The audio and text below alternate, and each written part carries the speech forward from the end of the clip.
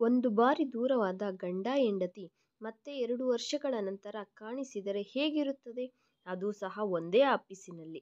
ಆದರೆ ಅವರ ಪೊಸಿಷನ್ ಮಾತ್ರ ಬೇರೆ ಬೇರೆ. ಅಂದರೆ ಹೆಂಡತಿ ಕಲೆಕ್ಟರ್ ಆದರೆ ಗಂಡ ಕ್ಲರ್ಕ್. ಅವರಿಬ್ಬರು ಯಾಕೆ ದೂರವಾಗಿದ್ದರು? ಅವರ ಮಧ್ಯೆ ಏನು ವಿಭೇದಗಳು ಬಂದಿತ್ತು? ಹೆಂಡತಿ ಕಲೆಕ್ಟರ್ ಆದ ಆಫೀಸಿನಲ್ಲಿ ಗಂಡ ಕ್ಲರ್ಕ್ ಆಗಿ ಕೆಲಸ ಮಾಡುತ್ತಿದ್ದರೆ ಹೇಗಿರುತ್ತದೆ? 2 ವರ್ಷಗಳ ನಂತರ ಮೀಟ್ ಆದ ಅವರ ರಿಯಾಕ್ಷನ್ ಏನಾಗಿರುತ್ತದೆ ಎಂಬ ವಿಷಯಗಳನ್ನು ನಾವು ಈ ವಿಡಿಯೋದಲ್ಲಿ ತಿಳಿದುಕೊಳ್ಳೋಣ. ಈ ವಿಡಿಯೋ ತುಂಬ ಇಂಟ್ರೆಸ್ಟಿಂಗ್, ತುಂಬ ಎಮೋಷನಲ್ ಆಗಿರುತ್ತದೆ. ಸ್ಕಿಪ್ ಮಾಡದೆ ನೋಡಿ ಫ್ರೆಂಡ್ಸ್. ಕಲೆಕ್ಟರ್ ಆಫೀಸಿಗೆ ಹೊಸ ಕಲೆಕ್ಟರ್ ಬರುತ್ತಿದ್ದಾಳೆ ಎಂದು ಅಲ್ಲಿನ ಸಿಬ್ಬಂದಿಯೆಲ್ಲ ವೆಲ್ಕಮ್ ಮಾಡುವ ತಯಾರಿಯಲ್ಲಿ ಬ್ಯುಸಿಯಾಗಿದ್ದರು. ಹಾಗೆ ಸುಮಾರು ಬೆಳಗ್ಗೆ 10 ಗಂಟೆಗೆ ಕಾರ್ಪೊರೇಟ್ ಹತ್ತಿರಕ್ಕೆ ಕಾರು ಬಂದಿದ್ದರಿಂದ ಅಲ್ಲಿದ್ದ ಒಬ್ಬ ವ್ಯಕ್ತಿ ಡೋರ್ ಓಪನ್ ಮಾಡಿ, ಮೇಡಮ್, ನಾನು ನಿನ್ನ ಅಸಿಸ್ಟೆಂಟ್ ಎಂದು ವೆಲ್ಕಮ್ ಮಾಡಿ ಬೊಕ್ಕೆಯನ್ನು ಕೊಡುತ್ತಾನೆ. ಆ ಮೇಡಮ್ ಸಿಂಪಲ್ ಆಗಿ ಸುಂದರವಾಗಿದ್ದು ಕೈಯಲ್ಲಿ ಡೈರಿಯಂತಹ ಒಂದು ಪುಸ್ತಕವನ್ನು ಹಿಡಿದಿದ್ದಳು. ಅವರೆಲ್ಲರ ಕೈಯಲ್ಲಿದ್ದ ಬೊಕ್ಕೆಯನ್ನು ತೆಗೆದುಕೊಂಡು ಆಫೀಸಿನ ಒಳಗೆ ಹೋಗುತ್ತಿದ್ದಳು. ಕೊನೆಯಲ್ಲಿ ಒಬ್ಬ ವ್ಯಕ್ತಿ ನಿಂತಿದ್ದ. ಆತನ ಹೆಸರು ರವಿ. ಆತನು ಅಲ್ಲೇ ನಿಂತುಕೊಂಡಿದ್ದನು. ಆಕೆಯ ಕಡೆಗೆ ನೋಡದೆ ತಲೆ ತಗ್ಗಿಸಿ ನಿಂತುಕೊಂಡಿದ್ದು.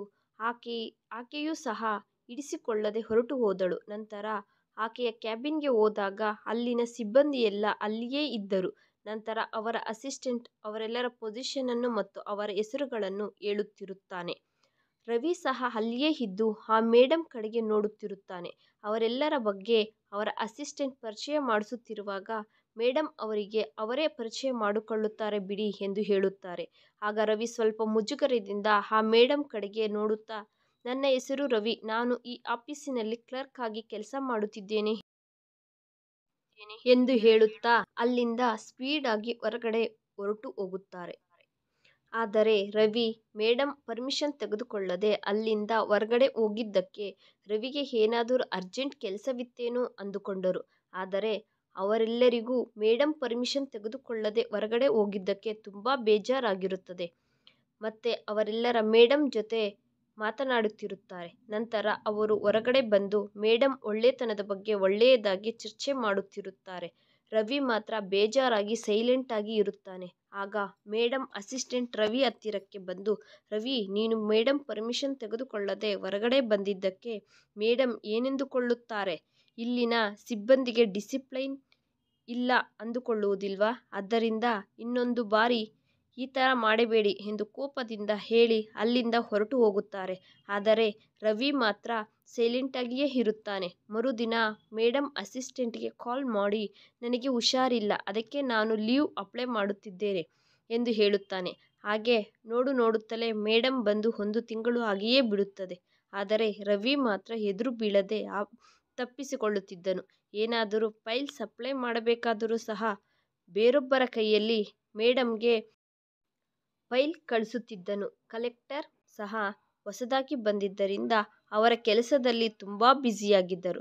ಅದಕ್ಕೆ 1 ತಿಂಗಳಾದ ಕಾರಣದಿಂದ ಮತ್ತೆ ಇನ್ನೊಂದು ಬಾರಿ ಅವರ ಜೊತೆ ಮಾತನಾಡಲು ಅವರು ಕ್ಯಾಬಿನ್ಗೆ ಕರೆದಿದ್ದರಿಂದ ಎಲ್ಲರೂ ಮೇಡಮ್ ಕ್ಯಾಬಿನ್ಗೆ ಹೋಗುತ್ತಾರೆ. ಮೇಡಮ್ ಬಂದವರ ಕಡೆಗೆ ನೋಡುತ್ತಿರುತ್ತಾರೆ. ಆದರೆ ರವಿ ಬಂದಿಲ್ಲವೆಂದು ಅವರಿಗೆ ಗೊತ್ತಾಗುತ್ತದೆ. ಆದರೆ ಏನೂ ಕೇಳುವುದಿಲ್ಲ.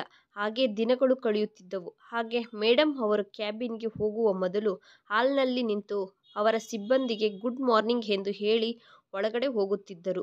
ಆದರೆ ರವಿ ಮಾತ್ರ ಮೇಡಮ್ನನ್ನು ನೋಡಲು ಸಹ ಭಯ ಬೀಳುತ್ತಿದ್ದನು. ಹಾಗೆ ಮೇಡಮ್ ಗುಡ್ ಮಾರ್ನಿಂಗ್ ಹೇಳುವ ಸಮಯದಲ್ಲಿ ರವಿ ಕಾಣಿಸದಿದ್ದ ಕಾರಣ ಅಸಿಸ್ಟೆಂಟ್ ಅನ್ನು ಕರೆದು, ರವಿ ಆಫೀಸ್ಗೆ ಬರ್ತಿಲ್ಲ ಎಂದು ಕೇಳಿದರು. ಹೌದು, ಅವರು ಕೆಲವು ದಿನಗಳಿಂದ ಬರುತ್ತಿಲ್ಲವೆಂದು ಹೇಳಿದನು. ಆಗ ಮೇಡಮ್, ರವಿ ಲೀವ್ಗೆ ಅಪ್ಲೈ ಮಾಡಿದ್ನಾ? ಮೊದಲೇ ನೋಟಿಸ್ ಕೊಟ್ಟಿದ್ನಾ ಎಂದು ಕೇಳಿದಳು. ಆಗ ಅಸಿಸ್ಟೆಂಟ್, ಆತ ಲೀವ್ ಸಹ ಅಪ್ಲೈ ಮಾಡಿಲ್ಲ, ಹಾಗೆ ಮುಂಚಿತವಾಗಿಯೂ ನೋಟಿಸು ಕೊಟ್ಟಿಲ್ಲವೆಂದು ಹೇಳಿದನು. ಆಗ ಮೇಡಮ್ ಕೋಪಗೊಂಡು, ಒಬ್ಬ ಎಂಪ್ಲಾಯಿಯಾಗಿದ್ದು ಜವಾಬ್ದಾರಿ ಇಲ್ಲದೆ ಮಾಡುವುದು ಸರಿಯಲ್ಲ ಎಂದು ಹೇಳಿ, ನಂತರ ನೀವು ಆತನ ಹತ್ತಿರಕ್ಕೆ ಹೋಗಿ ಆತ ಯಾಕೆ ಆಫೀಸ್ಗೆ ಬರ್ತಿಲ್ಲ ಎಂದು ತಿಳಿದುಕೋ ಎಂದು ಹೇಳಿದಳು. ಆಗ ಅವರ ಅಸಿಸ್ಟೆಂಟ್ ರವಿಗೆ ಕಾಲ್ ಮಾಡಿ, ನೀವು ಯಾಕೆ ಆಫೀಸ್ಗೆ ಬರ್ತಿಲ್ಲ? ಮೇಡಮ್ ನಿಮ್ಮ ಬಗ್ಗೆ ಕೇಳಿದರು ಎಂದು ಹೇಳಿದ. ಮರುದಿನ ರವಿ ಆಫೀಸ್ಗೆ ಬಂದು ನಿಂತಾಗ ಆತನ ಕಡೆಗೆ ಮೇಡಮ್ ಕೋಪದಿಂದ ನೋಡುತ್ತಾ, ರವಿ, ಇದು ಪ್ರಭುತ್ವ ಕಾರ್ಯಾಲಯ, ಇಲ್ಲಿ ಕೆಲವು ನಿಯಮ ನಿಬಂಧನೆಗಳು ಇರುತ್ತವೆ ಎಂದು ನೀವು ತಿಳಿದುಕೊಳ್ಳಿ. ನಿಮಗೆ ಬೇಕಿದ್ದಲ್ಲಿ ಮುಂಚಿತವಾಗಿ ಲೀವ್ಗೆ ಅಪ್ಲೈ ಮಾಡಿ ಲೀವ್ ತೆಗೆದುಕೊಳ್ಳಿ.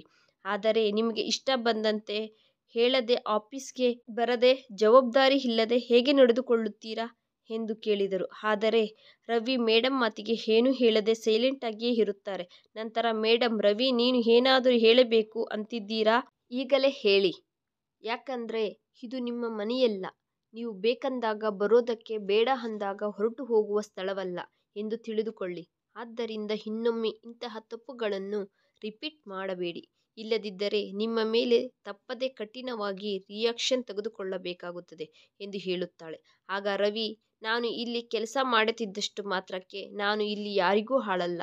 ನಾನು ಇಲ್ಲಿ ಎಂಪ್ಲಾಯಿ ಮಾತ್ರ ಎಂದು ನನಗೆ ಗೊತ್ತು.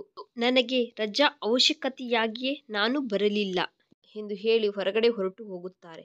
ನಂತರ ಮೇಡಮ್ ಅವರ ಅಸಿಸ್ಟೆಂಟ್ ಅನ್ನು ಕರೆದು ರವಿಗೆ ಸಂಬಂಧಪಟ್ಟಂತಹ ಕೆಲವು ವಿವರಗಳನ್ನು ಕೇಳುತ್ತಾಳೆ. ಆಗ ಅಸಿಸ್ಟೆಂಟ್, ಮೇಡಮ್, ರವಿ 2 ವರ್ಷಗಳ ಹಿಂದೆಯೇ ಕ್ಲರ್ಕ್ ಆಗಿ ಜಾಯಿನ್ ಆದ ದಿನದಿಂದಲೂ ಯಾರ ಜೊತೆಗೂ ಹೆಚ್ಚಾಗಿ ಮಾತನಾಡದೆ ಸೈಲೆಂಟ್ ಆಗಿಯೇ ತನ್ನ ಕೆಲಸವನ್ನು ತಾನು ಮಾಡಿಕೊಂಡು ಹೋಗುತ್ತಿದ್ದನು. ಹಾಗೆಯೇ ಇಲ್ಲಿ ಯಾರ ಹತ್ತಿರನೂ ಶತ್ರುತ್ವ ಸಹ ಇಲ್ಲ. ಇಲ್ಲಿ ಎಲ್ಲರ ಜೊತೆನೂ ಸ್ನೇಹವಾಗಿಯೇ ಇರುತ್ತಾನೆ. ಎಂತಹ ಸಮಸ್ಯೆ ಬಂದರೂ ಸಹ ತನ್ನ ಕೆಲಸವನ್ನು ತಾನು ಖಚಿತವಾಗಿ ಮಾಡುತ್ತಾನೆ. ಆತನ ಕೆಲಸದಲ್ಲಿ ಎಂತಹ ನಿರ್ಲಕ್ಷ್ಯತೆಯನ್ನು ತೋರಿಸುವುದಿಲ್ಲ ಎಂದು ಹೇಳುತ್ತಾನೆ. ಅಷ್ಟರಲ್ಲಿಯೇ ಮೇಡಮ್ ಅಲ್ಲಿಗೆ ಬಂದು ತುಂಬಾ ದಿನಗಳಾಗಿದ್ದರಿಂದ ಅಲ್ಲಿ ಮೇಡಮ್ ಬಗ್ಗೆ ಚರ್ಚೆ ನಡೆಯುತ್ತಿರುತ್ತದೆ. ಅವರು ಮಾಡುವ ಕೆಲಸದ ಬಗ್ಗೆ, ಅವರ ನಿಜಾಯಿತಿಯಾಗಿ ಇರುವುದರ ಬಗ್ಗೆ ಕಲೆಕ್ಟರ್ ಆಫೀಸಿನಿಂದ ಹಿಡಿದು ಪ್ರಜೆಗಳವರೆಗೂ ಸೇರುತ್ತದೆ. ಇದರಿಂದಲೇ ಒಳ್ಳೆಯ ಹೆಸರುಗಳನ್ನು ಗಳಿಸಿಕೊಂಡು ತುಂಬಾ ಪಾಪ್ಯುಲರ್ ಆಗುತ್ತಾರೆ. ಆದರೆ ಕಲೆಕ್ಟರ್ ಕಾರ್ಯಾಲಯದಲ್ಲಿ ಸೀನಿಯರ್ ಆಫೀಸರ್ ಚಂದನ್ ಅನ್ನುವಂತಹ ಒಬ್ಬ ವ್ಯಕ್ತಿ ಸಹ ಇರುತ್ತಾನೆ. ಡೆವಲಪ್ಮೆಂಟ್ಗೆ ಸಂಬಂಧಿಸಿದ ಪ್ರತಿ ಕೆಲಸವೂ ಸಹ ಚಂದನ್ ಟೇಬಲ್ ಮುಖಾಂತರವೇ ಹೋಗುತ್ತಿರುತ್ತದೆ. ಇದರಿಂದ ಪ್ರತಿ ಟೆಂಡರ್ನಲ್ಲಿಯೂ ಚಂದನ್ ಕಮಿಷನ್ ಫಿಕ್ಸ್ ಮಾಡಿ ಎಲ್ಲರ ಹತ್ತಿರದಿಂದಲೂ ಕಮಿಷನ್ ತೆಗೆದುಕೊಳ್ಳುತ್ತಿದ್ದನು. ಇದರಿಂದ ಬಂದ ಹಣದಿಂದ ಬೇರೆ ಉನ್ನತ ಅಧಿಕಾರಿಗಳಿಗೂ ಸಹ ಕಮಿಷನ್ ಅನ್ನು ಕಳಿಸುತ್ತಿದ್ದನು. ಆದರೆ ಈ ಮೇಡಮ್ಗಿಂತ ಮುಂಚಿತ ಕೆಲಸ ಮಾಡಿದ ಕಲೆಕ್ಟರಿಗೂ ಸಹ ಚಂದನ್ ಇದೇ ರೀತಿ ಕಮಿಷನ್ ಅನ್ನು ಫಿಕ್ಸ್ ಮಾಡಿ ಕಳಿಸುತ್ತಿದ್ದ ಎಂಬ ವಿಷಯ ಮೇಡಮ್ ಕಿವಿಗೆ ಬೀಳುತ್ತದೆ. ಈ ವಿಷಯಕ್ಕೆ ಸಂಬಂಧಿಸಿದ ವಿಚಾರಗಳು ಸಂಗ್ರಹಿಸುತ್ತಾಳೆ. ನಂತರ ಚಂದನ್ನನ್ನು ಮೇಡಮ್ ಕ್ಯಾಬಿನ್ಗೆ ಕರೆದು ಬೈಯಲು ಶುರು ಮಾಡುತ್ತಾರೆ.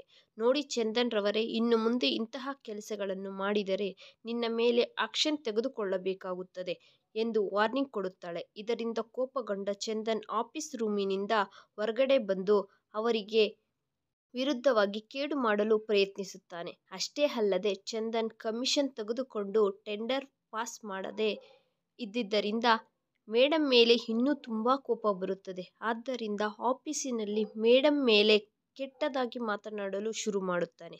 ಇದೆಲ್ಲ ಕೇಳುತ್ತಿದ್ದ ರವಿಗೆ ಮೇಡಮ್ ಬಗ್ಗೆ ಆ ಥರ ಮಾತನಾಡುವುದು ಕೇಳಿ ತುಂಬಾ ಕೋಪ ಬರುತ್ತದೆ. ಆಗ ಡೈರೆಕ್ಟ್ ಆಗಿ ಚಂದನ್ ಜೊತೆ ಜಗಳಕ್ಕೆ ಹೋಗುತ್ತಾನೆ. ಹಾಗೆ ಮಾತು ಬೆಳೆದು ತುಂಬಾ ದೊಡ್ಡ ಜಗಳವಾಗುತ್ತದೆ.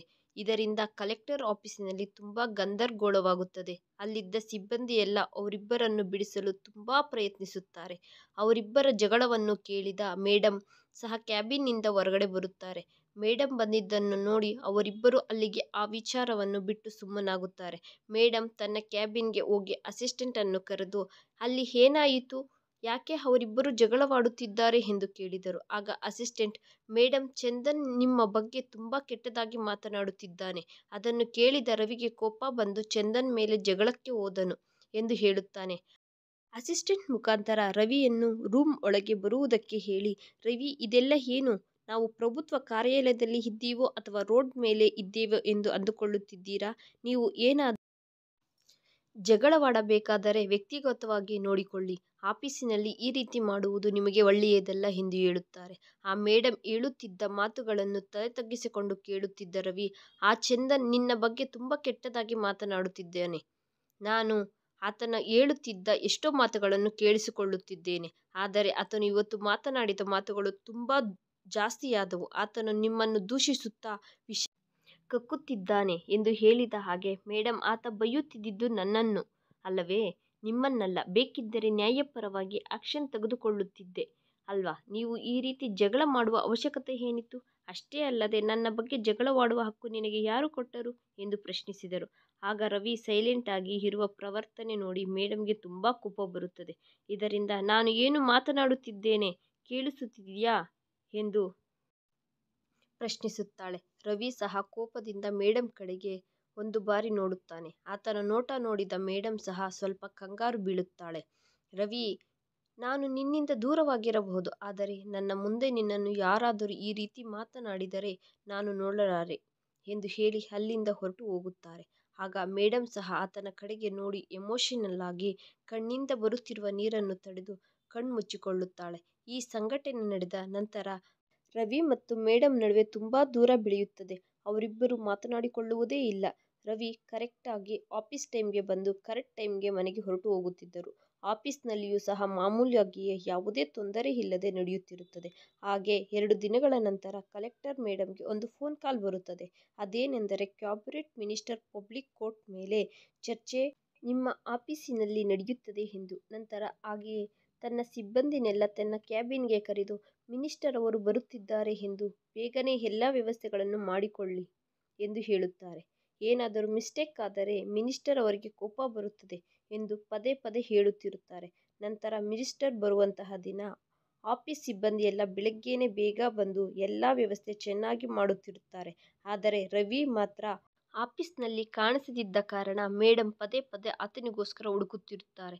ಆತ ಎಷ್ಟೊತ್ತಿಗೂ ಕಾಣಿಸದಿದ್ದಕ್ಕೆ ಹಾಗೆಯೇ ಅಸಿಸ್ಟೆಂಟ್ನನ್ನು ಕರೆದು ರವಿ ಯಾಕೆ ಆಫೀಸಿಗೆ ಬಂದಿಲ್ಲ, ಕಾರಣ ತಿಳಿದುಕೊಂಡು ಹೇಳಿ ಎಂದು ಹೇಳುತ್ತಾರೆ. ಹಾಗೆಯೇ ಅಸಿಸ್ಟೆಂಟ್ ವಿಚಾರ ತಿಳಿದುಕೊಂಡು ಅದೇನೆಂದರೆ ಹಿಂದಿನ ದಿನ ರಾತ್ರಿ ಸ್ವಲ್ಪ ಜನ ಗೂಂಡಾಗಳು ರವಿ ಮೇಲೆ ದಾಳಿ ಮಾಡಿದ್ದರಿಂದ ಆತನಿಗೆ ತುಂಬ ಏಟಾಗಿ ಗಾಯವಾಗಿರುವುದರಿಂದ ಆಸ್ಪತ್ರೆಯಲ್ಲಿ ಐಸಿಯು ರೂಮ್ನಲ್ಲಿ ಜಾಯಿನ್ ಆಗಿದ್ದಾನೆಂದು. ಈ ವಿಚಾರ ಮೇಡಮ್ಗೆ ತಿಳಿದ ತಕ್ಷಣವೇ ಮೇಡಮ್ ತುಂಬ ಕಂಗಾರಾಗಿಬಿಡುತ್ತಾರೆ. ಮೇಡಮ್ ಪರಿಸ್ಥಿತಿ ನೋಡಿ ಅಸಿಸ್ಟೆಂಟ್ ತುಂಬ ಆಶ್ಚರ್ಯಪಡುತ್ತಾನೆ. ಮೇಡಮ್ ಅಸಿಸ್ಟೆಂಟ್ಗೆ, ನೀವು ಇಲ್ಲಿ ಏರ್ಪಾಟುಗಳು ನೋಡಿಕೊಳ್ಳುತ್ತೀರಿ, ನನಗೆ ಸ್ವಲ್ಪ ಹೊರಗಡೆ ಕೆಲಸವಿದೆ, ಅರ್ಜೆಂಟಾಗಿ ಹೊರಗಡೆ ಹೋಗಬೇಕು ಎಂದು ಹೇಳುತ್ತಾರೆ. ಆಗ ಅಸಿಸ್ಟೆಂಟ್ ಆಶ್ಚರ್ಯದಿಂದ, ಮೇಡಮ್ ನೀವು ಈಗ ಹೊರಗಡೆ ಹೋದರೆ ಮಿನಿಸ್ಟರ್ ಅವರಿಗೆ ಕೋಪ ಬರುತ್ತದೆ, ನೀವು ರವಿ ಹತ್ತಿರಕ್ಕೆ ಹೋಗಬೇಕೆಂದು ಅಂದುಕೊಳ್ಳುತ್ತಿದ್ದೀರಾ ಎಂದು ಅರ್ಥವಾಗುತ್ತಿದೆ. ಆದರೆ ಆ ಥರ ಮಾಡಿದರೆ ಮಿನಿಸ್ಟರ್ ಅವರು ಹರ್ಟ್ ಆಗುತ್ತಾರೆ ಅಲ್ವಾ, ನಾನು ನಮ್ಮ ಆಫೀಸಿನವರನ್ಯಾರಾದರೂ ಅಲ್ಲಿಗೆ ಕಳಿಸುತ್ತೇನೆ ಎಂದು ಹೇಳುತ್ತಾನೆ. ಏಕೆಂದರೆ ನೀವು ಇಲ್ಲಿ ಇರುವುದು ತುಂಬ ಮುಖ್ಯ ಅಲ್ವಾ, ಆದ್ದರಿಂದ ನೀವು ಹೋಗಬೇಡಿ ಎಂದು ವಿನಯದಿಂದ ಮೇಡಮ್ಗೆ ಹೇಳುತ್ತಾನೆ. ಮೇಡಮ್ ಆ ಮಾತುಗಳನ್ನು ಕೇಳದೆ ಹೊರಟು ಹೋಗುತ್ತಾಳೆ. ಆಗ ಅಸಿಸ್ಟೆಂಟ್ ಮೇಡಮ್ಗೆ, ಮಿನಿಸ್ಟರ್ಗಿಂತ ರವಿನೇ ಅಷ್ಟೊಂದು ಇಂಪಾರ್ಟೆಂಟಾ ಎಂದು ಆಶ್ಚರ್ಯವಾಗಿ ಮೇಡಮ್ ಹೋದ ಕಡೆಗೆ ನೋಡುತ್ತಿರುತ್ತಾರೆ. ಮೇಡಮ್ ರವಿ ಅಡ್ಮಿಟ್ ಆದ ಆಸ್ಪತ್ರೆಗೆ ಹೋಗಿ ಐಸಿಯು ವಾರ್ಡಿಗೆ ಹೋಗುತ್ತಾಳೆ. ಆಗ ಡಾಕ್ಟರ್ ಸಹ ಆಕೆಯ ಹತ್ತಿರಕ್ಕೆ ಬರುತ್ತಾರೆ. ಮೇಡಮ್ ಐಸಿಯು ವಾರ್ಡ್ನಲ್ಲಿ ನೋಡುವಷ್ಟರಲ್ಲಿ ರವಿಗೆ ಪ್ರಜ್ಞೆ ಬಂದಿರುವುದಿಲ್ಲ. ಅದನ್ನು ನೋಡಿದ ಆಕೆಗೆ ಕಣ್ಣಲ್ಲಿ ನೀರು ತುಂಬಿಕೊಳ್ಳುತ್ತದೆ. ಆಕೆ ತನ್ನ ಕಣ್ಣೀರನ್ನು ಯಾರಿಗೆ ತಿಳಿಯದ ಹಾಗೆ ಎಲ್ಲರ ಮುಂದೆ ಧೈರ್ಯವಾಗಿ ಕಾಣಿಸುತ್ತಾಳೆ. ಅಲ್ಲಿದ್ದ ಡಾಕ್ಟರ್ ಹತ್ತಿರ ರವಿ ಆರೋಗ್ಯದ ಬಗ್ಗೆ ಕೇಳುತ್ತಾಳೆ. ಡಾಕ್ಟರ್ಸ್ ಆತನಿಗೆ ಪ್ರಾಣಕ್ಕೆ ಎಂತಹುದೇ ಅಪಾಯವಿಲ್ಲ, ಬೇಗನೆ ಹುಷಾರಾಗುತ್ತಾರೆ ಎಂದು ಹೇಳುತ್ತಾರೆ. ಮೇಡಮ್ ಸಹ ಆತನ ಟ್ರೀಟ್ಮೆಂಟ್ಗೆ ಎಂತಹುದೇ ನಿರ್ಲಕ್ಷ್ಯ ಮಾಡಬೇಡಿ, ಎಂತಹ ಅವಸರವಿದ್ದರೂ ನನಗೆ ಕಾಲ್ ಮಾಡಿ ಎಂದು ಹೇಳುತ್ತಾಳೆ. ಇನ್ನು ಮೇಡಮ್ ಅಲ್ಲಿದ್ದಷ್ಟು ಹೊತ್ತು ಸಹ ಕಾಲ್ ಬರುತ್ತಲೇ ಇರುತ್ತದೆ. ಆದರೂ ಸಹ ಮೇಡಮ್ ಕಾಲ್ ಪಿಕ್ ಮಾಡುವುದಿಲ್ಲ. ಮತ್ತೆ ಒಂದು ಬಾರಿ ಐಸಿಯು ರೂಮ್ನಲ್ಲಿ ರವಿಯನ್ನು ನೋಡಿ ಮತ್ತೆ ಹೊರಗಡೆ ಬರುತ್ತಾಳೆ. ಆತನ ಪರಿಸ್ಥಿತಿ ಚೆನ್ನಾಗಿದೆ ಎಂದು ಮೇಡಮ್ ಮನಸ್ಸಿಗೆ ಅನಿಸಿದ ನಂತರ ಕಾಲ್ ಪಿಕ್ ಮಾಡ್ತಾರೆ. ಆಗ ಅಸಿಸ್ಟೆಂಟ್, ಮೇಡಮ್ ಮಿನಿಸ್ಟರ್ ಅವರು ಬಂದು ನೀವು ಇಲ್ಲಿ ಇಲ್ಲ ಎಂದು ತಿಳಿದು ಅವರು ಕೋಪ ಮಾಡಿಕೊಂಡು ಹೊರಟು ಹೋದರು ಎಂದ. ಆಗ ಮೇಡಮ್ ಸರಿ ಎಂದು ಮೇಡಮ್ ಆಫೀಸಿಗೆ ಬಂದರು. ಆಗ ಅಸಿಸ್ಟೆಂಟ್, ಮೇಡಮ್ ಮಿನಿಸ್ಟರ್ ಅವರು ಬರುತ್ತಾರೆ ಎಂದು ತಿಳಿದರೂ ಯಾಕೆ ನೀವು ಈ ರೀತಿ ಹೋದರಿ ಎಂದು ಕೇಳುತ್ತಾನೆ. ಆದರೆ ಆತನ ಪ್ರಶ್ನೆಗೆ ಮೇಡಮ್ ಏನೂ ಆನ್ಸರ್ ಹೇಳುವುದಿಲ್ಲ. ರವಿ 1 ವಾರದ ನಂತರ ಆಸ್ಪತ್ರೆಯಿಂದ ಡಿಸ್ಚಾರ್ಜ್ ಆಗುತ್ತಾನೆ. ಮೇಡಮ್ ಸಹ ಹಾಗೆ ಆಸ್ಪತ್ರೆಗೆ ಹೋಗಿದ್ದಷ್ಟೇ, ಮತ್ತೆ ರವಿಯನ್ನು ನೋಡಲು ಹೋಗಿರುವುದಿಲ್ಲ. ಆದರೆ ಆತನಿಗೆ ಸಂಬಂಧಪಟ್ಟ ವಿಚಾರಗಳು ಆಕೆಯ ಅಸಿಸ್ಟೆಂಟ್ ಮುಖಾಂತರ ತಿಳಿದುಕೊಳ್ಳುತ್ತಿದ್ದಳು. ಹಾಗೆಯೇ 2 ವಾರ ಕಳೆದು ಹೋಯಿತು. ಹಾಗೆಯೇ ಒಂದು ದಿನ ಆಕೆಯ ಸೆಕ್ಯೂರಿಟಿ ಗಾರ್ಡ್ಸ್ ಜೊತೆ ರವಿ ಮನೆಗೆ ಹೋಗುತ್ತಾಳೆ. ಸೆಕ್ಯೂರಿಟಿ ಗಾರ್ಡ್ಸ್ ಅನ್ನು ಹೊರಗಡೆ ಬಿಟ್ಟು ಆಕೆ ಮಾತ್ರ ರವಿಯನ್ನು ನೋಡಲು ಒಳಗಡೆ ಹೋಗುತ್ತಾಳೆ. ಆಗ ರವಿ ರೂಮಿನಲ್ಲಿ ಒಂಟಿಯಾಗಿ ಮಂಚದ ಮೇಲೆ ಮಲಗಿರುವುದನ್ನು ಮೇಡಮ್ ನೋಡುತ್ತಾರೆ. ಆತನ ಶರೀರವೆಲ್ಲ ಬ್ಯಾಂಡೇಜ್ನಿಂದ ಕಟ್ಟುಗಳನ್ನು ಕಟ್ಟಿರುತ್ತಾರೆ. ಆ ಸಮಯದಲ್ಲಿ ರವಿ ಪಕ್ಕದಲ್ಲಿದ್ದ ಟೇಬಲ್ ಮೇಲೆ ಟ್ಯಾಬ್ಲೆಟ್ ಅನ್ನು ತೆಗೆದುಕೊಂಡು ತಿನ್ನಲು ಎಷ್ಟೋ ಪ್ರಯತ್ನವನ್ನು ಮಾಡುತ್ತಿರುತ್ತಾನೆ. ಆದರೆ ಆತನಿಗೆ ಆದ ಗಾಯಗಳಿಂದ ಅದನ್ನು ತೆಗೆದುಕೊಳ್ಳಲು ಆಗುವುದಿಲ್ಲ. ಇನ್ನು ಆತನ ಪರಿಸ್ಥಿತಿ ನೋಡಿದ ಮೇಡಂಗೆ ತುಂಬಾ ನೋವಾಗುತ್ತದೆ. ಆಗ ರವಿಯು ಸಹ ಬಾಗಿಲು ಕಡೆಗೆ ನೋಡುತ್ತಲೇ ಆಗ ಆತನ ಕಡೆಗೆ ಸಿಂಪತಿಯಿಂದ ನೋಡಿದ ಕಲೆಕ್ಟರ್ ಮೇಡಂ ಅನ್ನು ನೋಡಿ ಆಶ್ಚರ್ಯಪಡುತ್ತಾನೆ. ಹಾಗೆ ತಕ್ಷಣವೇ ಮೇಡಂ ಟೇಬಲ್ ಮೇಲಿದ್ದ ನೀರಿನ ಲೋಟ ಮತ್ತು ಟ್ಯಾಬ್ಲೆಟ್ ಅನ್ನು ತೆಗೆದು ಆತನ ಕೈಗೆ ಕೊಟ್ಟು ತಿನ್ನಿ ಎಂದು ಹೇಳುತ್ತಾಳೆ. ರವಿ ಸಹ ಏನೂ ಮಾತನಾಡದೆ ಕೈಯಲ್ಲಿದ್ದ ಟ್ಯಾಬ್ಲೆಟ್ ಮತ್ತು ನೀರನ್ನು ತೆಗೆದುಕೊಂಡು ತಿನ್ನುತ್ತಾನೆ. ನೀವು ಯಾಕೆ ಬಂದಿದ್ದೀರಿ?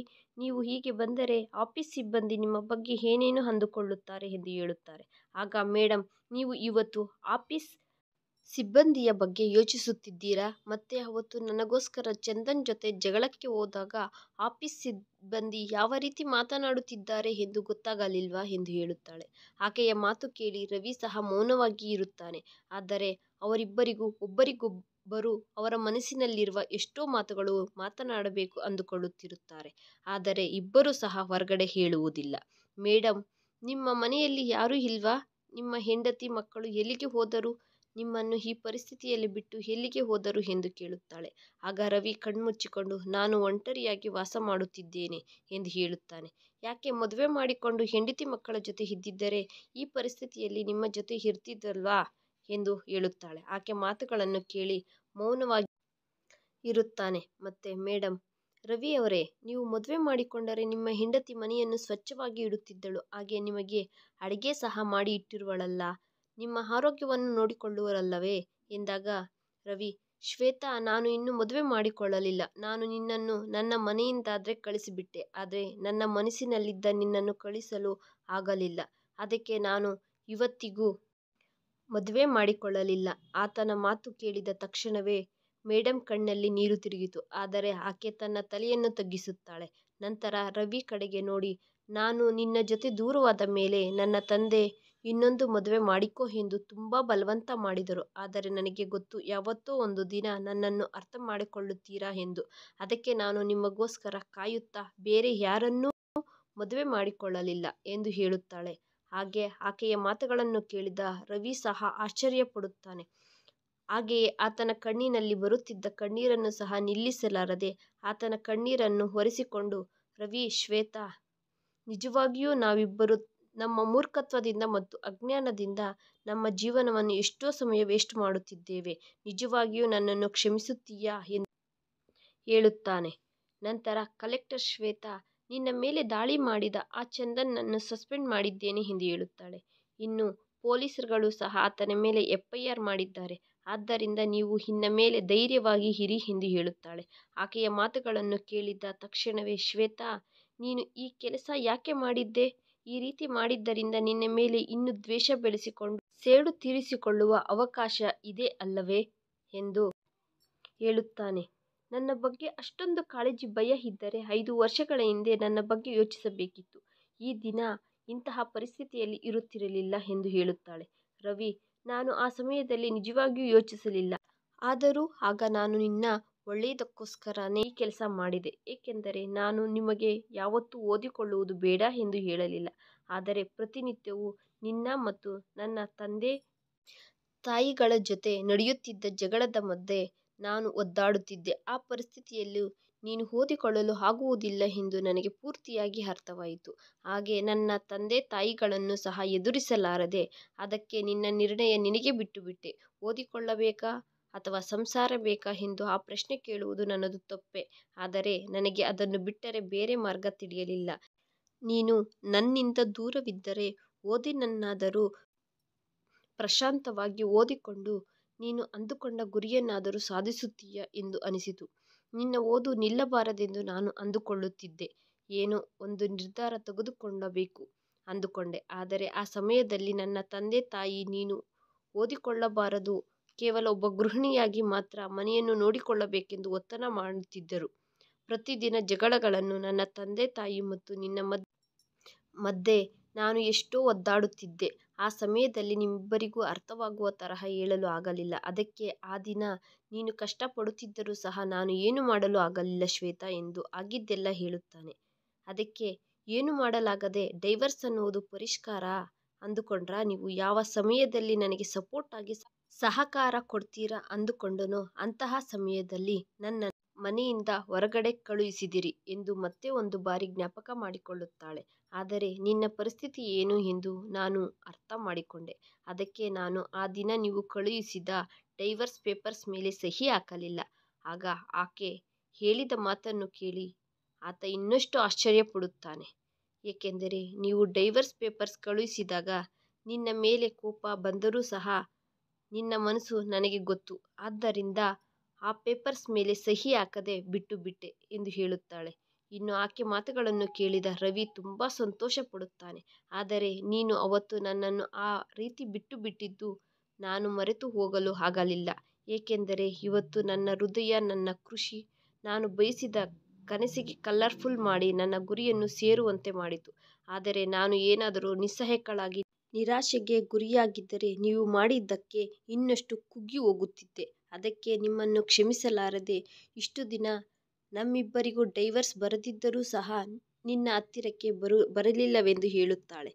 ಇನ್ನು ಆಕೆಯ ಕಷ್ಟ ಮತ್ತು ನೋವನ್ನು ಅರ್ಥ ಮಾಡಿಕೊಂಡ ರವಿ ಸಹ ಕಣ್ಣೀರು ಇಡುತ್ತಾನೆ.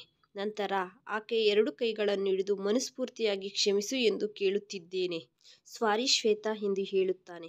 ನಾನು ನಿಜವಾಗಿಯೂ ನಿನ್ನನ್ನು ಅರ್ಥ ಮಾಡಿಕೊಳ್ಳಲು ಆಗಲಿಲ್ಲ.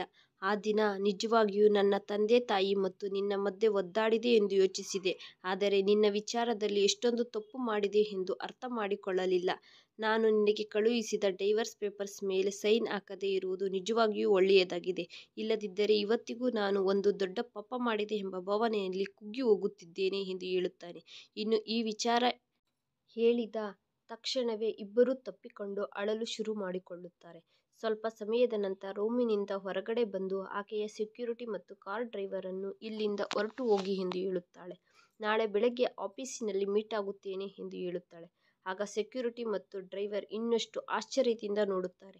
ರವಿ ಯಾರೂ ಅಲ್ಲ, ನನ್ನ ಗಂಡ ಎಂದು ಹೇಳಿ ಅವರ ಆಶ್ಚರ್ಯವನ್ನು ದೂರ ಮಾಡುತ್ತಾಳೆ.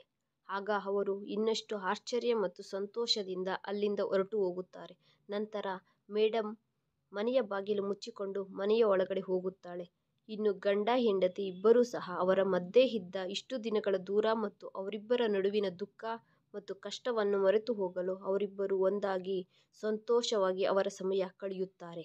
ನೋಡಿದ್ರಾ ಫ್ರೆಂಡ್ಸ್, ದೂರವಾಗಿ ಒಂದಾದ ಗಂಡ ಹೆಂಡತಿ ಕತೆ ಹೇಗಿದೆ? ತುಂಬ ಇಂಟ್ರೆಸ್ಟಿಂಗ್ ಆಗಿ ಮತ್ತು ಎಮೋಷನಲ್ ಆಗಿ ಇದೆಯಲ್ವಾ? ಒಬ್ಬ ಹೆಂಡತಿ ಆಕೆಯ ಕನಸನ್ನು ಈಡೇರಿಸಲು, ಗುರಿಯನ್ನು ಸೇರಲು ಜಾಗೃತಿಯಿಂದ ಆಕೆ ದೃಷ್ಟಿಯೆಲ್ಲ ಓದಿನ ಮೇಲೆ ಇಟ್ಟಳು. ಕೊನೆಗೆ ಆಕೆ ಅಂದುಕೊಂಡ ಹಾಗೆ ಸಾಧಿಸಿದಳು. ಕನಸು ನನಸು ಮಾಡಿಕೊಂಡಳು. ಎಷ್ಟೋ ಇಂಟ್ರೆಸ್ಟಿಂಗ್ ಆಗಿರುವ ಕಲೆಕ್ಟರ್ ಮೇಡಮ್ ಕತೆ ನಿಮಗೆ ಇಷ್ಟ ಆದರೆ ಈ ವಿಡಿಯೋ ಲೈಕ್ ಮಾಡಿ, ಶೇರ್ ಮಾಡಿ, ಸಬ್ಸ್ಕ್ರೈಬ್ ಮಾಡ್ಕೊಳ್ಳಿ. ಧನ್ಯವಾದಗಳು.